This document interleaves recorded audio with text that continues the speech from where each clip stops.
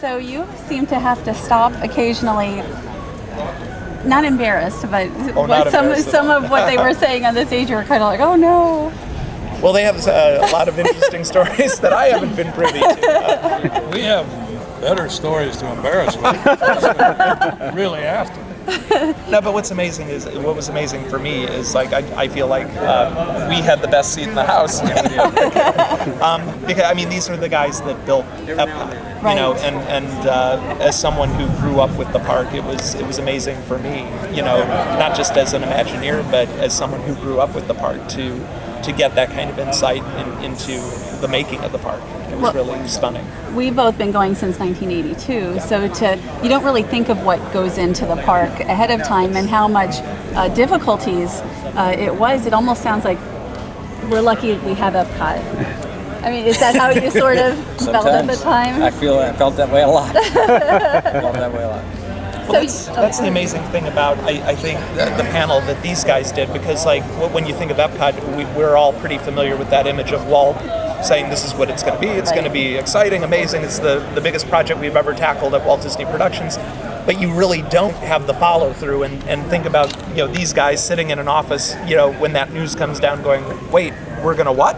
You know, and it falls to them to actually get it built. And some of those stories came out today. That, I mean, there was not even a road. Yeah, it's a swamp with a big sinkhole. I mean, not everybody thinks. Swamp for us. There was nothing here.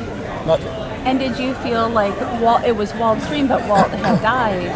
Did you feel like kind of, if that was an issue, that he wasn't there to kind of guide you all? I think it actually was a energizer. We weren't going to let him down. Truly.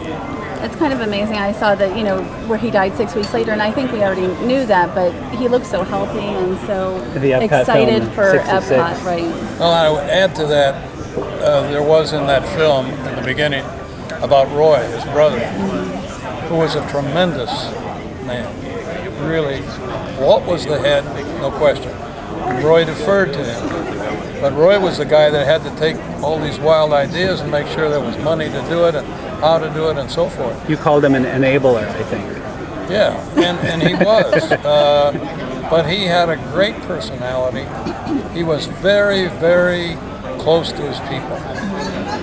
True story, when we were building Magic Kingdom in the very beginning, it was the same kind of frenetic toward the closing.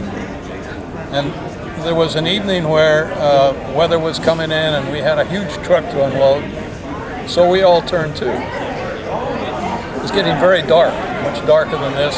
Clouds were flowing. So we had a fire line. We were passing stuff off this truck to get it inside. And I tell you, nobody knew it at the time because I don't know who the guy is next to me. You turn there, Roy's in the line. Roy is helping do this work. He was that kind of a guy. That's awesome. What is your favorite Epcot story from when you were working there, when you were building the park? That's almost not to easy. Put you on the spot. There's so many for me, but probably what you got to understand is in engineering, we started 6 days a week, maybe a year and a half out, because we knew the timeline. We were designing while they were building, and we were trying to make change orders. We started the 6 days a week, and less than a year out, we were at 7 days a week. And we were working 12, 14, 18-hour days. I mean, we were going. And as Bob and I talked earlier, the thing that's not been mentioned too much today is the amount of dedication and teamwork, not just by Disney employees, but all those contractors. We had thousands of contractors, and managing those people and working with them, and even though they weren't on what we'll call the Disney team, they were on the team. And without them, obviously, it couldn't get done. So I think my greatest moment is I worked 36 hours before opening moment.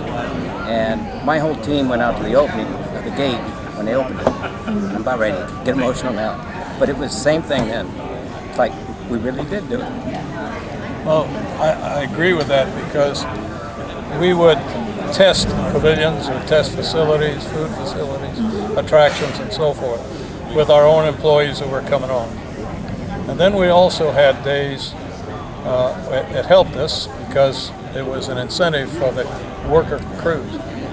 We say, okay, this Saturday, you bring your family to the carpenters and electricians and so forth. and we weren't finished yet, but we were getting there. And you come in, and whatever facilities we have, we'll operate for you and your families. It was very interesting to his point. You would hear the construction workers bragging to their family. Hey, I did all those lights up there. That building over there, see, we just finished that. They were bragging, and it helped us because it was momentum to get it done, but they took a lot of pride in it. Sounds like it. It sounds like having a party gets things finished. Yeah. 2 restaurants. Yeah, that's right. That's right. So I thought it was interesting, and we already knew this about the American Adventure, how it was going. I never thought of it as the castle, as The weenie, so to Epcot's, speak. right, as the weenie. Well, that's a true story. That's true. When did you get interested in Epcot? I actually came to Epcot for the first time in the first year of operation. I was 13 years old. It was spring of '83. But you know what's really striking me, especially as I come to work every day, and the talk is of Epcot every day because of the anniversary, but it really is a pivotal event in the history of Imagineering, and not just for the reasons you would think. It's a monumental achievement of Imagineering, but what I think people need to always remember is it was in many ways a major handoff project, because for the first time we had what we call the first generation of Imagineers, which were the people handpicked by Walt to bring Disneyland to life, working side by side with the second generation of Imagineers, who were the younger guys that were just coming into the company. And Epcot was one of those experiences, along with Tokyo Disneyland, where that second generation learned the art of Imagineering firsthand from Claude Coates, Mark Davis, Ward Kimball, Exitencio, Right. all those guys. So now for people like me who were fortunate enough to grow up with Epcot as a kid, as a source of inspiration, we are now learning, we're third generation. I was going to say third We're generation. learning from that second generation. So, I didn't get to come in and work with Exitencio and Mark Davis every day. I've been able to sit with them and learn from them in that way.